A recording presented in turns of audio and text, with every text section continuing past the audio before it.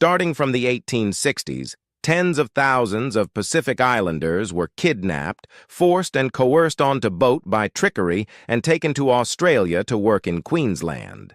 This practice of recruiting Melanesians became known as blackbirding. The owners, captains, and crews of the ships involved in the acquisition of these laborers were termed blackbirders. The practice took place on a large scale with the taking of people indigenous to the numerous islands in the Pacific Ocean during the 19th and 20th centuries. These blackbirded people were called Kanakas, or South Sea Islanders.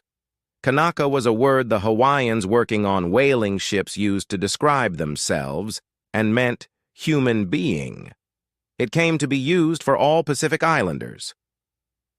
Kanakas were taken from places such as Papua New Guinea, the Solomon Islands, Vanuatu, Niue, Easter Island, the Gilbert Islands, Tuvalu, Fiji, and the islands of the Bismarck Archipelago, amongst others. The first instance of blackbirding recorded in Australia was in 1847, when Captain William Boyd landed 65 men from the New Hebrides with his schooner Velocity. However, the trade started in earnest in 1863, when Sydney politician and merchant captain Robert Towns arranged for sandalwood trader Henry Lewin to recruit islanders from Vanuatu for his cotton plantation on the Logan River near Brisbane. The American Civil War had disrupted cotton production there and provided an opportunity for others to enter the market while prices were higher. Cotton was a labor-intensive crop, and the Kanakas became a cheap source of this labor. The demand for this kind of cheap labor principally came from European colonists in New South Wales, Queensland, Samoa, New Caledonia, Fiji, Tahiti, Hawaii, and New Zealand, as well as plantations in Peru, Mexico, and Guatemala. Laboring on sugarcane, cotton, and coffee plantations in these lands was the main usage of blackbirded labor. Managers from the West Indies, as well as U.S., Cuba, and Brazil, was recruited where slavery was either just ending or not yet abolished. They were experts in what laborers should look like, dark-skinned, cheap, and easy to control by restricting options for escape. Examples of blackbirding outside the South Pacific include the early days of the pearling industry in Western Australia at Nickel Bay and Broome, where Aboriginal Australians were blackbirded from the surrounding areas. Chinese men, too, were blackbirded from Amoy, present-day Xiamen, in China, in the 1840s and 1850s, to work as unskilled laborers in the pearling, gold, and farming industries. Blackbirding in the Pacific from the 1840s continued into the 1930s, although by this time the slaves were known as indentured servants. As they were paid wages way below what Europeans' workers earned, blackbirded men were not classified as slaves. As the men had signed contracts, they were technically indentured laborers.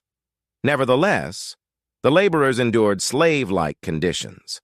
The laborers also suffered a high death rate. Around 30% of arrivals died at the plantations due to exposure to European diseases, malnutrition, and mistreatment. Most were buried in mass unmarked graves, some of which are still being uncovered today. The indentured labor of Pacific Islander workers came to an end in what was known as the Pacific Island Laborers Act of 1901 that ordered the mass deportation of most of the 10,000 or so of all Kanakas in the country after 1906.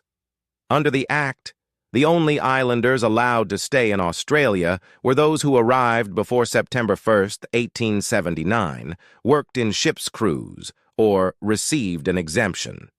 Only about 2,500 islanders avoided deportation, and their descendants are now known as Australia's South Sea Islander community. In 1994, the Australian government recognized South Sea Islanders as a distinct cultural group and thanked them for their services to Australia's economy, which included the sugar industry, farming and grazing, the maritime industry of pearling, mining, the railways, domestic service, and child care. Other colonial powers involved in the blackbirding trade were the French, who had developed a reputation of brutality against their slaves.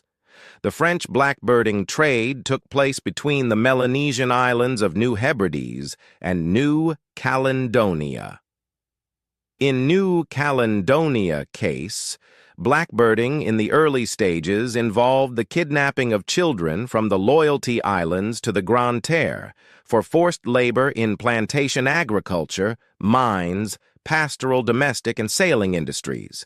Children as young as 6 years old were legally recruited on lengthy contracts up to 12 years. Workers not working to their employees' satisfaction were imprisoned as unpaid prison labor. The descendants of the slave traders in New Caledonia today are known as the Caldoches community in the French territory, who are still bitterly opposed to the independence of the Kanaki people. As the atrocities associated with blackbirding became widely known to the South Sea Island communities, resistance grew, and more so, with the access to modern firearms leading to violent clashes between blackbiters and islanders. Unfortunately, colonial navy ships were called upon to bombard the villages and execute the islanders in retaliation. Sadly, practices similar to blackbirding, however, continue to the present day. One example is the kidnapping and coercion, often at gunpoint, of indigenous peoples in Central America to work as plantation laborers in the region. They are subjected to poor living conditions, are exposed to heavy pesticide loads, and do hard labor for very little pay. Today, the descendants of those who were blackbirded continue to bring awareness to the injustice and unimaginable cruelty done to their ancestors and the innocent lives that were shattered. As we reflect over our cup of tea and coffee, let this dark chapter in history serve as a reminder of the lengths to which human greed and cruelty can go. Write yes, I know about blackbirding, or no, I didn't know about blackbirding down below. Are you an Australian-vor New Zealander? What do you think about this dark chapter in your country's history? As for the civil unrest in New Caledonia at this time, should the Kanaki people be given their rights as human beings by the French government? Should blackbirding be seen as part of the global slave trade? Share your thoughts below and like, share, and subscribe, and for more on Cuppa history.